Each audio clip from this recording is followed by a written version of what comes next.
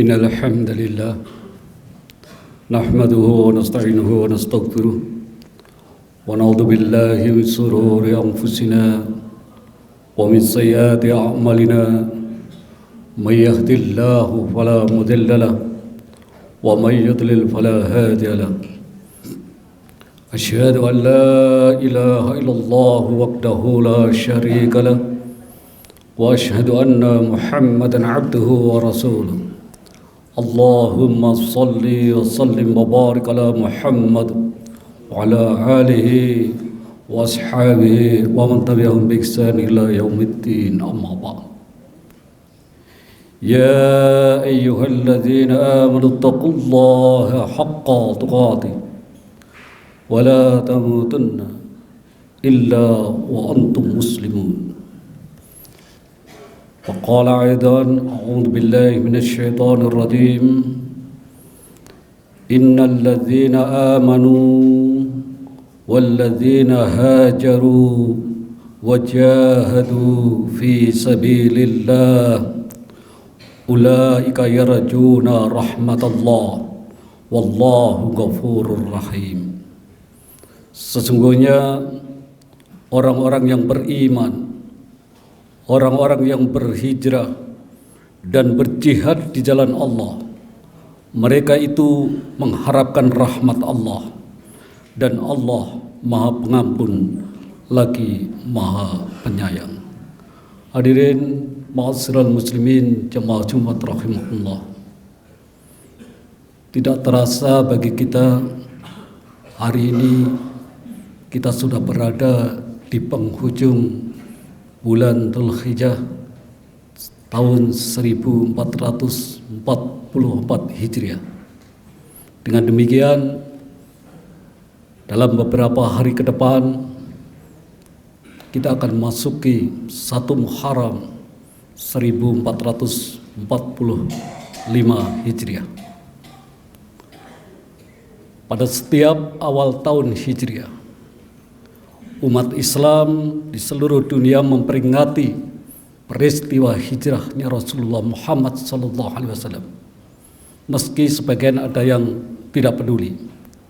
Adalah Umar Ibnu Khattab radhiyallahu anhu yang menetapkan pertama kali peristiwa hijrah sebagai awal mula penanggalan Hijriah, yaitu bertepatan dengan tahun 622 Masehi.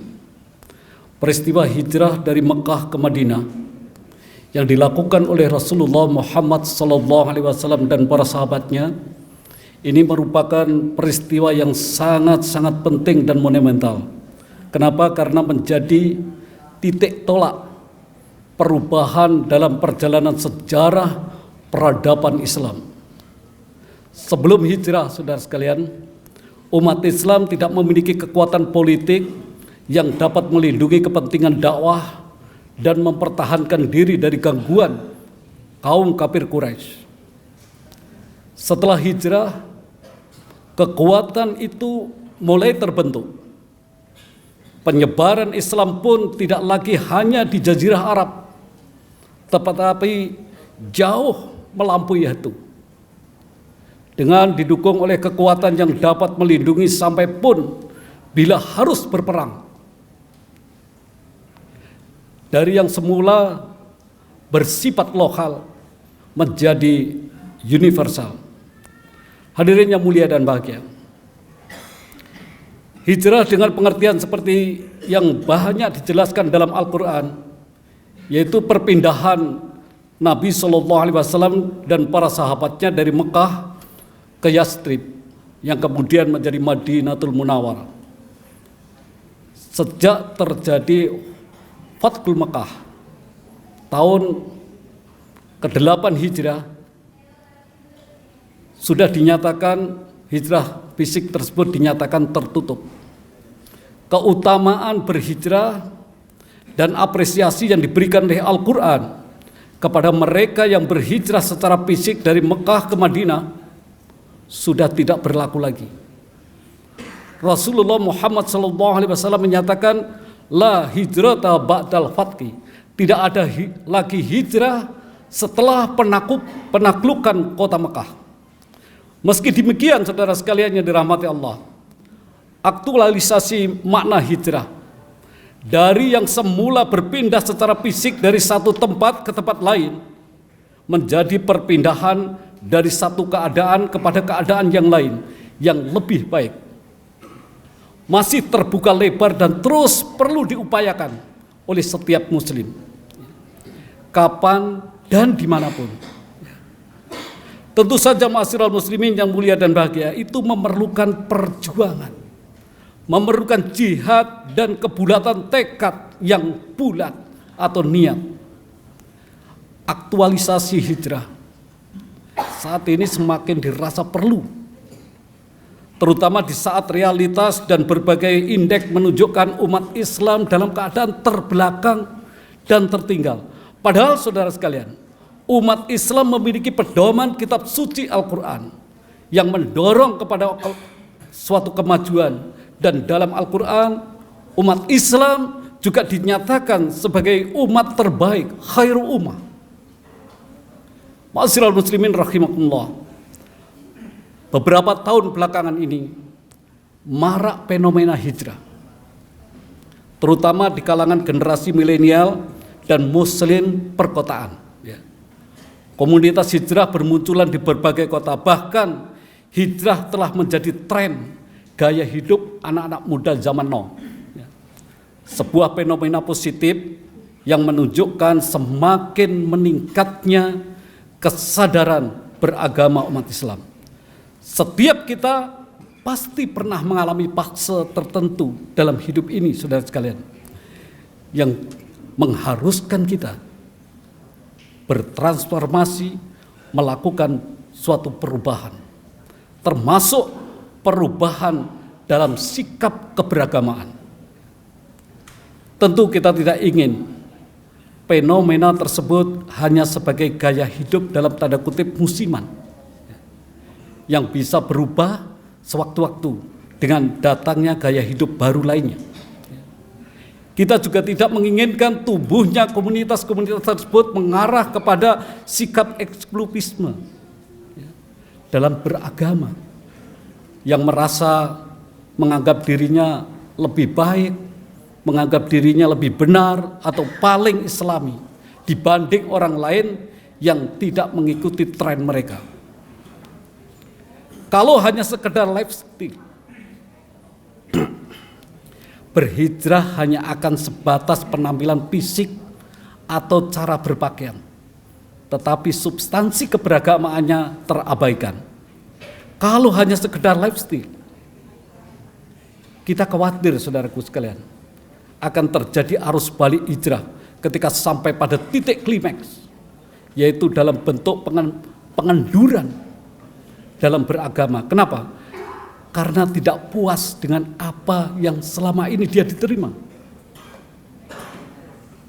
Saudara sekalian yang dirahmati Allah, menurut sebuah survei di Turki, terjadi peningkatan orang yang tidak percaya agama hingga 3 kali lipat dalam 10 tahun terakhir.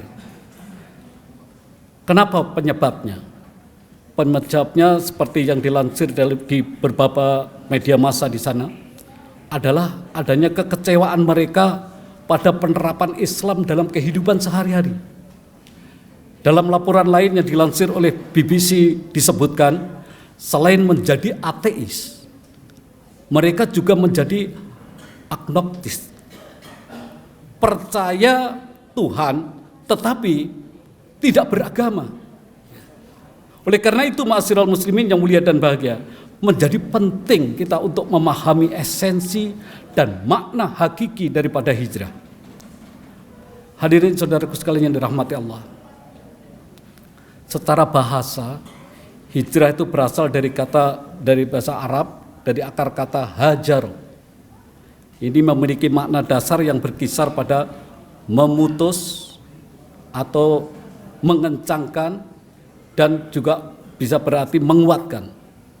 Jadi hijrah dimaknai berpindah dari satu tempat ke tempat lain, karena seorang yang berhijrah itu memutus hubungan dengan meninggalkan tempat tersebut dan berpindah ke tempat lain. Atau juga karena ia telah memutus segala bentuk ikatan dan komitmen dengan tempat tersebut. Nah, menurut pakar bahasa Al-Quran, yaitu Raqib Al-Asbaqani, al-hijr itu berarti meninggalkan sesuatu, seseorang, baik secara fisik, lisan maupun hati. Ungkapan di dalam Al-Quran, ittakhadhu hadal Quran mahjura, itu berarti meninggalkan Al-Quran dengan hati atau dengan hati dan lisan, tidak membacanya, tidak menghafalnya, tidak mentadaburinya, dan juga tidak mengamalkannya.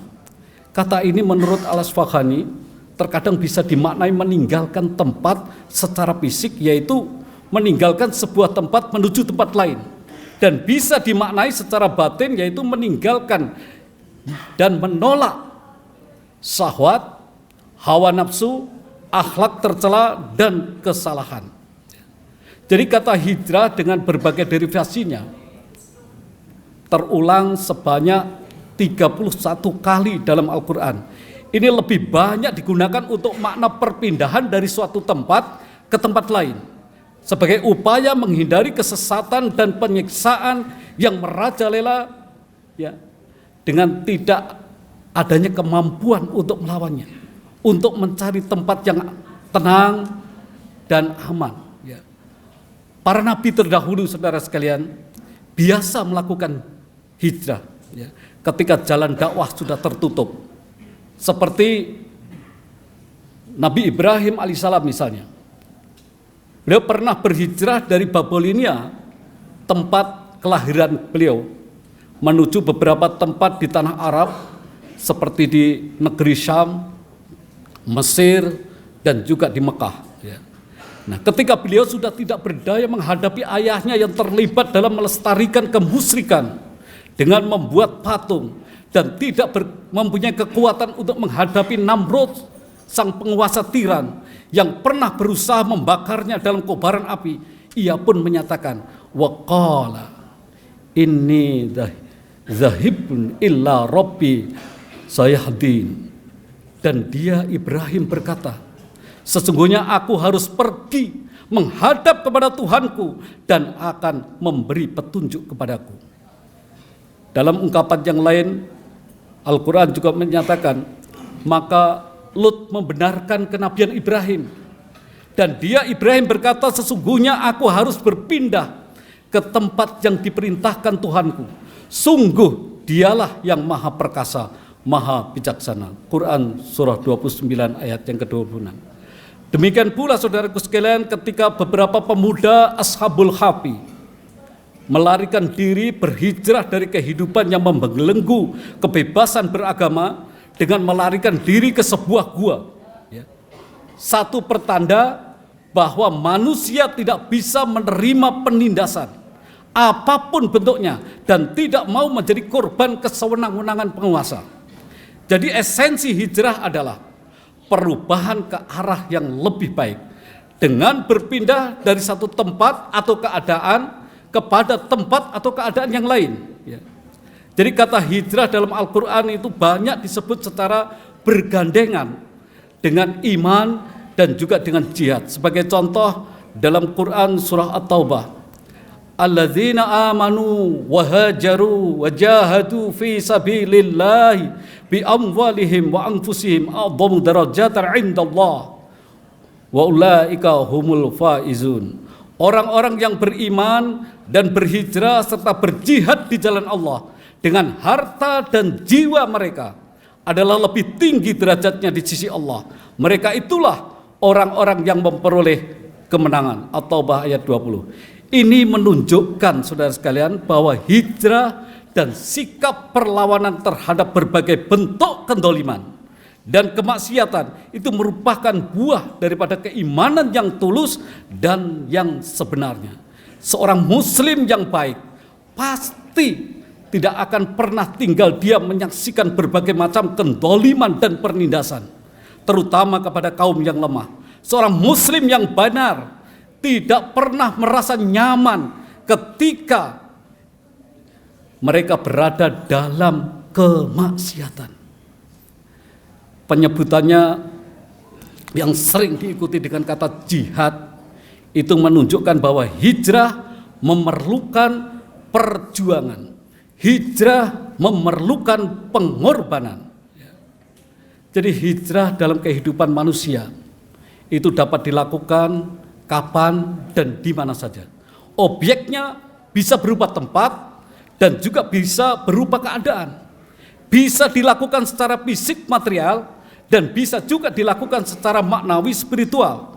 Jadi hijrah secara fisik material dari Mekah ke Madinah telah dinyatakan selesai dengan ditaklukkannya kembali kota Mekah pada tahun 8 Hijrah.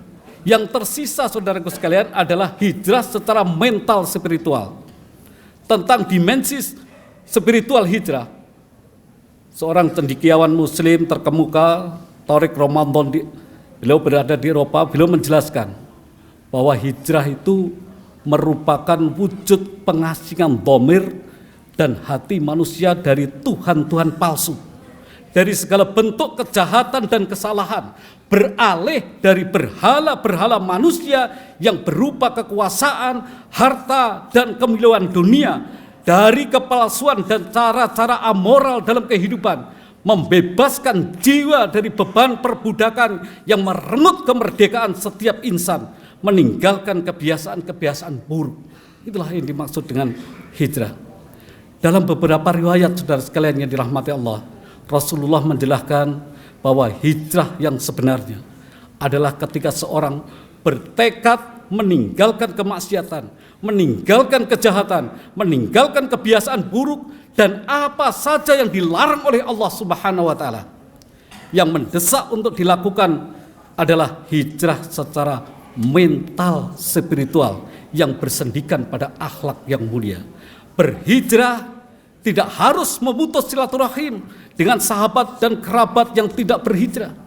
Berhijrah tidak berarti mengasingkan diri lalu memusuhi atau memandang rendah mereka yang tidak sejalan dengannya. Berhijrah berarti bertekad dan berjuang keras untuk melakukan perubahan ke arah yang lebih baik. Baik itu dalam konteks personal spiritual maupun secara bersama-sama dengan anggota masyarakat lainnya dalam melakukan kerja-kerja positif. Itulah makna hijrah mental dan spiritual. Mudah-mudahan kita semuanya diberi kemampuan oleh Allah Subhanahu wa Ta'ala untuk dapat melakukan hijrah mental spiritual untuk menuju kepada hal-hal yang baik dan hal-hal yang positif demi ketentraman dan kehidupan kita di dunia maupun di alam akhirat kelak nanti. Barakallah li wa lakum fil Qur'anil azim wa nafa'na wa iyyakum bima bihi minal ayati wa dzikril hakim. Fataqabbal minni wa minkum tilawatahu innahu huwal ghafurur rahim wa qur rafiqfir warham wa anta khairur rahimin. Alhamdulillahi rabbil alamin wal aqibatu lil muttaqin wala udwana illa 'alal zalimin. Asyhadu an la ilaha illallah wahdahu la syarika lahul malikul haqqul mubin wa asyhadu anna Muhammadan abduhu wa rasulul khatamil anbiya wal mursalin. Allahumma salli wa sallim wa barik ala Muhammadin wa ala alihi wa ashabihi wa man tabi'ahum bi ihsan ila yaumiddin, amma ba'd. Hadirin ma'asyiral muslimin jamaah Jumat rahimakumullah.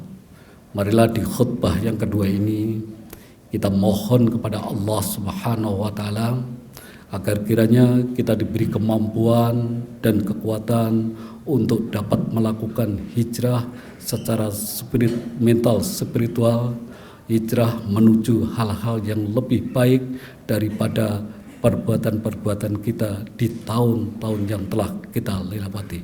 Kita mohon pula agar kiranya kita diberi kekuatan dan kemampuan untuk dapat mengingat Allah Subhanahu wa Ta'ala dimanapun kita berada dan dalam kondisi yang bagaimanapun juga, mensyukuri atas segala nikmatnya sekecil apapun nikmat tersebut. Dan kita mohon pula agar diberi kemampuan dan kekuatan untuk dapat memperbaiki seluruh pengabdian kita, ibadah kita kepada Allah Subhanahu wa taala. Innallaha wa malaikatahu yusholluna 'alan nabi ya ayyuhalladzina amanu shallu 'alaihi wa sallimu taslima. Allahumma shalli 'ala Muhammad wa 'ala ali Muhammad. Allahumma fir lil muslimina wal muslimat wal mu'minina wal mu'minat al-ahya'u minhum wal amwat innaka qaribus mujibud da'wat. Rabbana zalamna anfusana wa illam taghfir lana wa tarhamna lanakunanna minal khasirin. Allahumma fir lana dhunubana wa liwalidayna warhamhuma kama rabbawna shighara.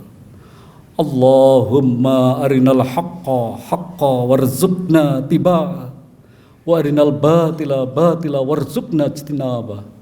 Allahumma a'inna ala zikrika wa sukrika wa husna ibadatika.